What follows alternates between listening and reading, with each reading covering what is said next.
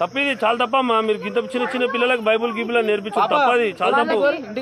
వాళ్ళే చెప్తారు, పిల్లలు చెప్పారు, మేము అడిగినామంటే చెప్తారు వాళ్ళు. అన్న వాళ్ళు క్రిస్టియన్స్ అన్న, క్రిస్టియన్స్ అన్న ఈ పిల్లలు.